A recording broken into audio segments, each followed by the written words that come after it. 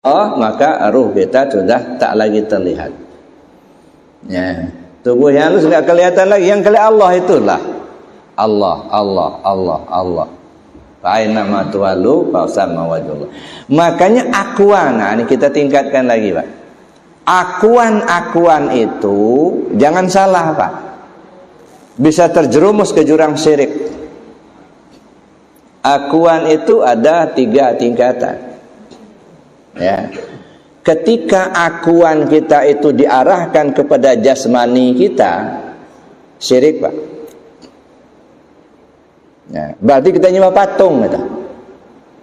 Sengaja aku sholat maghrib 3 rakaat menghadap kiblat tunai kena Allah Ta'ala. Nah, akunya arahnya kemana nih? Kalau akunya diarahkan kepada jasad, berarti kita nyembah patung, Pak. Bukan menyembah Allah, bukan. Kita bikin diri kita jadi patung. Masya Allah. Nah, makanya ketika kita bicara tentang sholat, nanti satu waktu kita bicara tentang sholat, gitu ya. Mana sebenarnya yang sholat? Ada istilahnya sholat sebelum sholat, sholat di dalam sholat, sholat sesudah sholat. Apa yang dimaksud ini kita kaji nanti lebih jauh. Tapi gambaran, gitu ya, ketika kita mengaku, akunya ke arah mana? Yang kata kita menyembah Allah. Apa yang kita persembahkan sama Allah? Apa isi sesembahan? Nah, ini sudah kita bahas beberapa waktu yang lalu.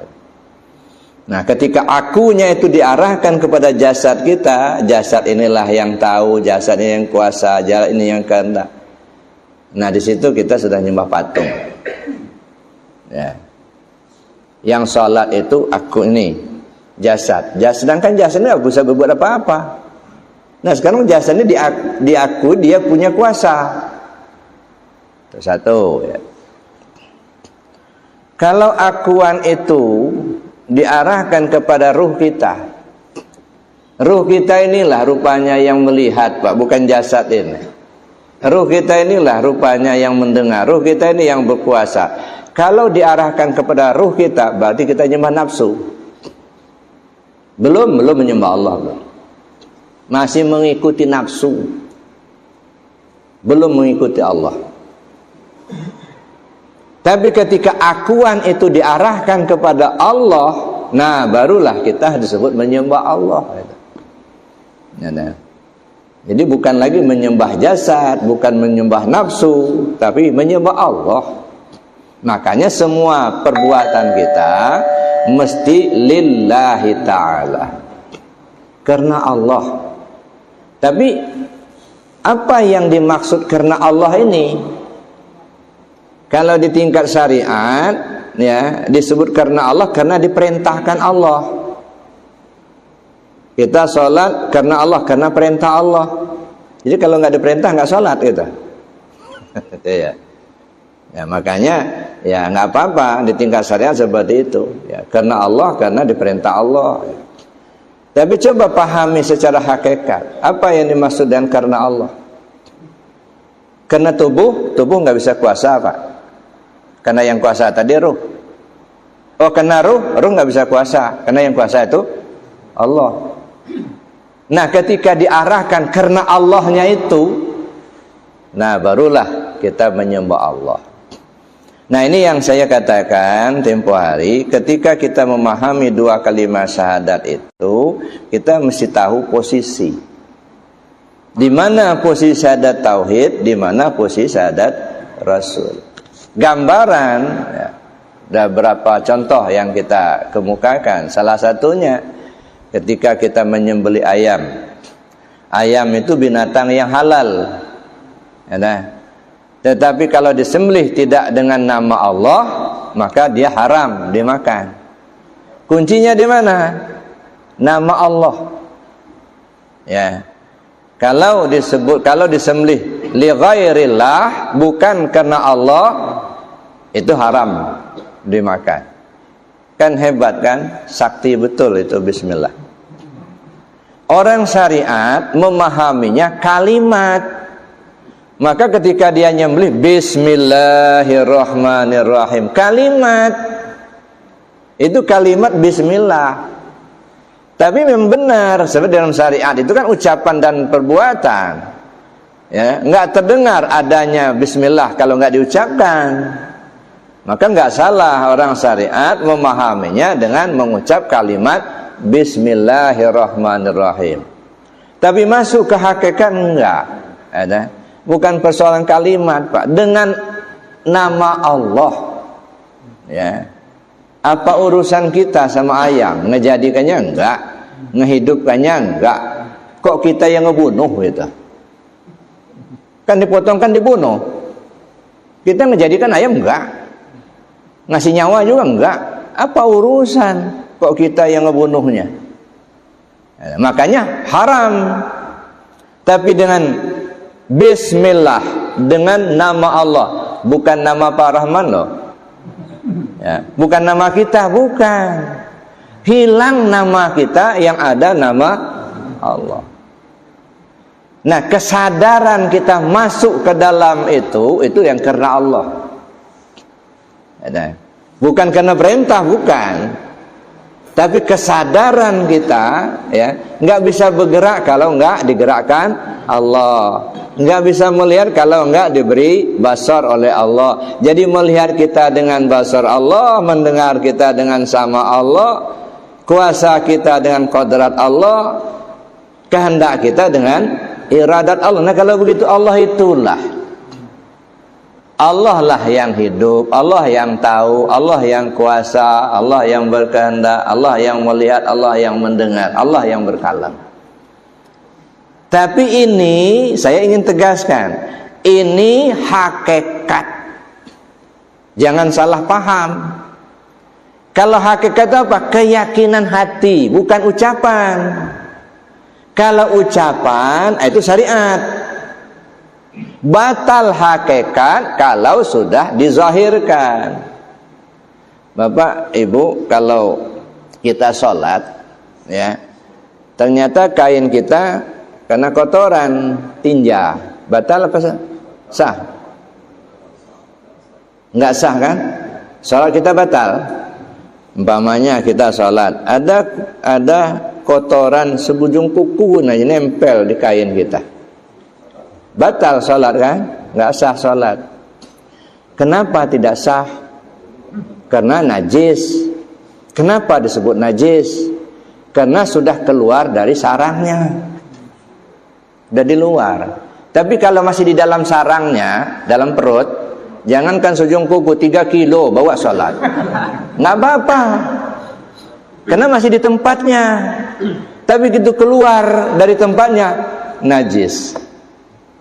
Darah, ya, kain kita kena darah, batal sholatnya, nggak sah sholatnya, najis. Tapi kalau darah masih di sarangnya, masih di tubuh kita, bawalah. Kalau nggak ada darah, dia nggak bisa berdiri. Masih ada darah, tapi masih di tempatnya. Itu artinya apa? Hakikat itu di dalam, bukan di luar. Ya, jadi nggak bisa diucapkan, tapi diyakini. Makanya belajar tasawuf, belajar menempa keyakinan, menempa keyakinan kita. Kalau kita belum belajar tasawuf, yang kita tahu kan cuma syariatnya. Sholatnya berdiri, rukuk yang tidak sujud, baca ini, baca itu bacaan, itu perbuatannya. Nah, tapi isinya mana? Belum kita belajar tasawuf, yang kita tahu berdiri, tegak berdiri betul. Nah, bicara berdiri saja ini sudah macam-macam, Pak. Ada yang jarang, ada yang rapat, berdiri saja. Nah, makanya kalau yang kita terima dari guru di kampung dulu, kalau salat itu berdiri betul, tegak berdiri betul. Nah, yang tegak berdiri betul itu yang mana? Kaki sejajar bahu. Nah, itu tegak berdiri betul. Kalau sudah begini, ngangkang namanya tuh. Saya belum pernah ketemu dalam kitab itu berdiri ngangkang. Yang ada tegak berdiri betul. Secara syariat yang tegak berdiri betul itu apa? Tubuh. Secara syariatnya, ya, lurus. Hakikatnya yang tegak berdiri betul yang mana? Niat. Hati kita. Dari awal sampai akhir gak boleh berubah. Itu namanya tegak berdiri betul. Allahu Akbar. Dari awal Allahu Akbar sampai akhirnya begitu. Niat. Apa niat? Isi hati. Apa yang isi hati kita ini? Terisi apa? Hati itu kan kosong, Pak. Lalu isinya apa? Apa kita isi mobil, isi kebun, isi jabatan, isi duit, gitu ya. Isi aku. Nah, apa isinya? Nah, hati yang kosong tadi diisi. Apa isinya? Lillah, karena Allah. Itu isinya. Oleh karena itu Bapak Ibu yang saya hormati, ketika kita bicara tentang keakuan tadi, itu diarahkan kepada Allah. Maka disebutlah lillah, karena Allah. Salat karena Allah, puasa karena Allah, zakat karena Allah, haji karena Allah. Itu ibadah mahdhah. Nah, sekarang kita kembangkan kepada ibadah ghairu mahdhah, semuanya karena Allah. Ya dah. Misalnya kita bersedekah karena Allah, kita berjalan karena Allah, kita melihat karena Allah, mendengar karena Allah.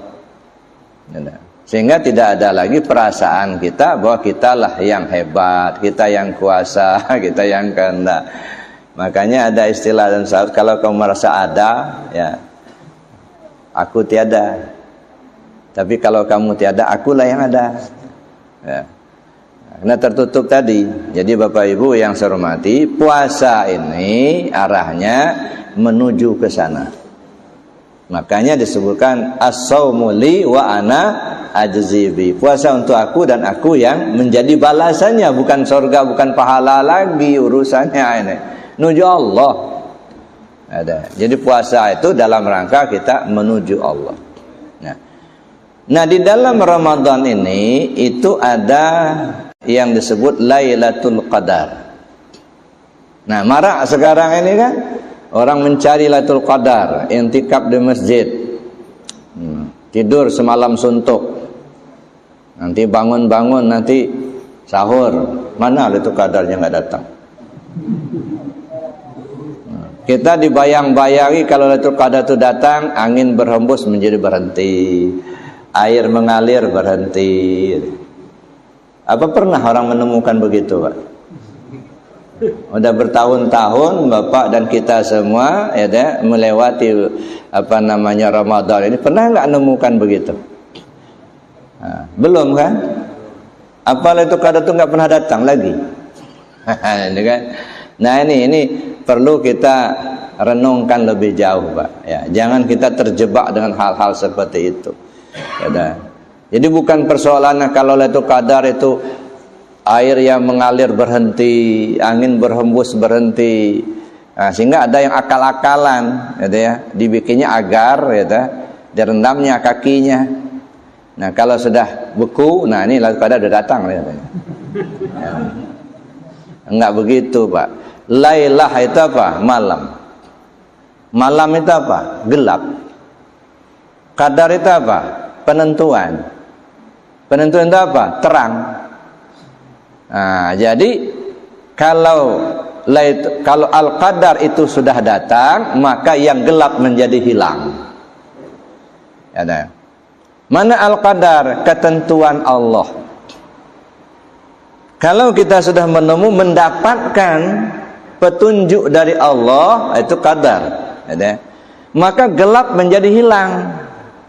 Tadinya enggak tahu, lalu Allah beri petunjuk, tahulah kita. Nah, qadar itu malam Al-Qadar. Jadi yang gelapnya sudah hilang, terangnya yang datang. Terangnya itu lebih terang dari 1000 bulan. Ma'rifat, Pak. Mengenal Allah. Kalau sudah mengenal Allah, lebih terang daripada ilmu yang lain, Pak. Nah, mengenal Allah, sudah tahu kita dengan Allah. maka ilmu yang lain itu tidak lebih terang dari ilmu ma'rifatnya kepada Allah. Itu Lailatul Qadar, itu artinya gelap ya. Lailah itu gelap. Salah satu contoh ya, contohnya Sayyidina Umar radhiyallahu anhu, awal mulanya dia benci betul dengan Rasul, Pak. Sampai-sampai beliau bawa pedang terhunus mencari Muhammad. Di perjalanan ketemu orang sahabat. Umar, mau kemana? Mau cari Muhammad. Untuk apa kau cari? Saya mau bunuh dia. Rusak agama nenek moyang kita ini kalau dibiarkan. Umar, Muhammad sekarang sudah banyak pengikutnya. Nggak mungkin lah mereka biarkan saja. Pasti mereka akan bela itu. Lebih baik daripada kau ngurusin Muhammad, lebih baik urusin keluargamu sendiri. Bukankah adikmu Hafsah itu sudah jadi pengikut Muhammad? Benar, benar. Nah, langsung dia ke rumah Hafsah. Ya. Pintu dikunci, digedor. Ya, nggak dibuka sampai digedor, terbukalah pintu. Begitu dibuka, ya. Apa yang kau pegang? Al-Quran. Sini, la yamassu ilal mutahharun.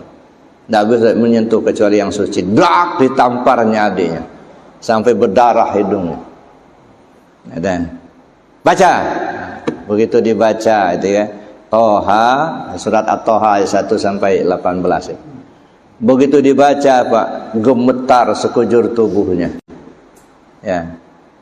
Netes air matanya, nangis dia. Akhirnya ditanya, mana Muhammad? Untuk apa kau cari, Kak? Saya mau masuk Islam, kata dia. Langsung dipeluknya adiknya, bertangis-tangisanlah mereka. Kalau begitu, kata adiknya, Muhammad ada di Darul Arqam. Berangkat di sana.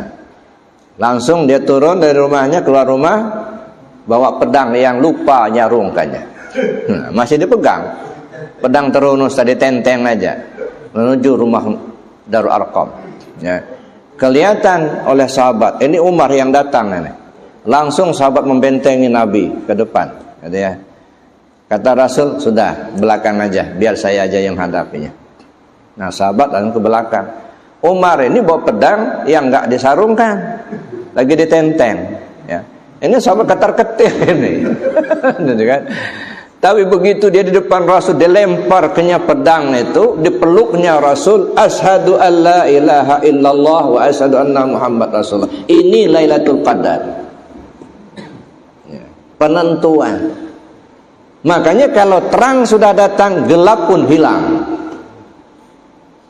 Jadi jangan menghayal, Pak, mau datang Lailatul Qadar itu kayak es datang itu, air beku itu ya. Jangan dibohongin seperti itu. Maka Lailatul Qadar itu bisa saja terjadi pada malam yang ganjil bulan Ramadan yang terakhir, bisa saja terjadi di malam kedua 10 yang kedua, bisa saja 10 yang pertama, bisa saja di luar Ramadan.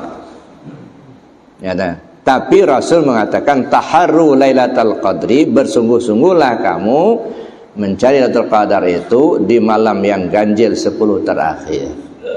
Secara ibadah gimana? 10 terakhir ya 21, 23, 25, 27, 29.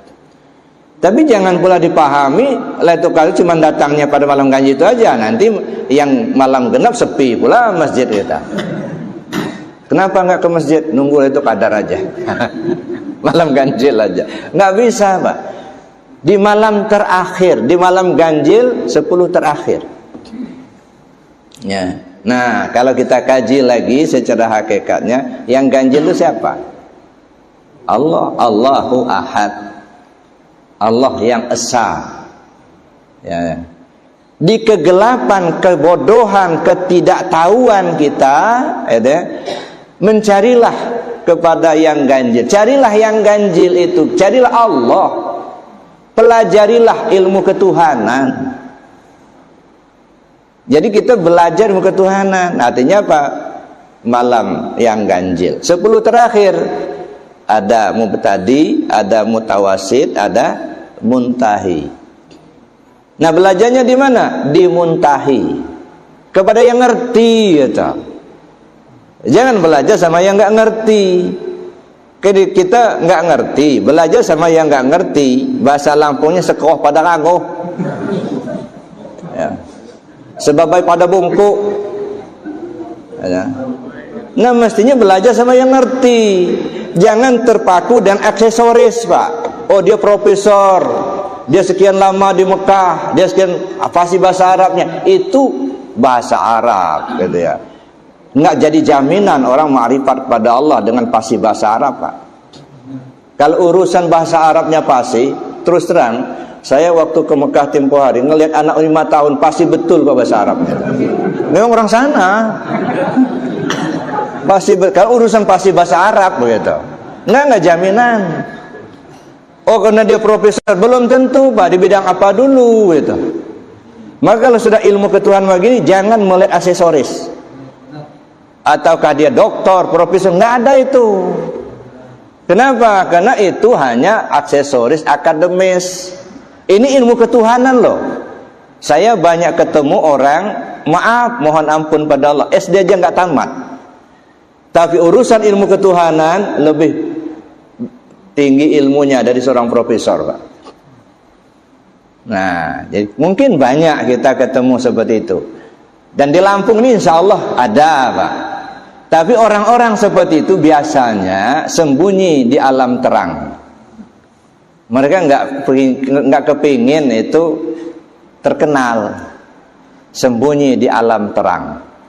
Orang sembunyi kan di tempat yang gelap. Ini nggak di tempat yang terang sembunyinya. Dia nggak pernah terlihat pakai jubah, pakai surban, enggak. Biasa-biasa saja. Kalau petani dia masih pakai petani, pak tani, pakai cangkol, pakai golok. Ya, kalau di kampung kadang-kadang bahasanya diikatkan kepalanya. Enggak pernah terlihat pakai jubah, pakai jenggot, enggak. Jadi jangan terpukau dengan aksesoris. Kita lihat apakah kita bisa lebih dekat kepada Allah ketika berjumpa dia atau tidak. Patokannya itu, Pak.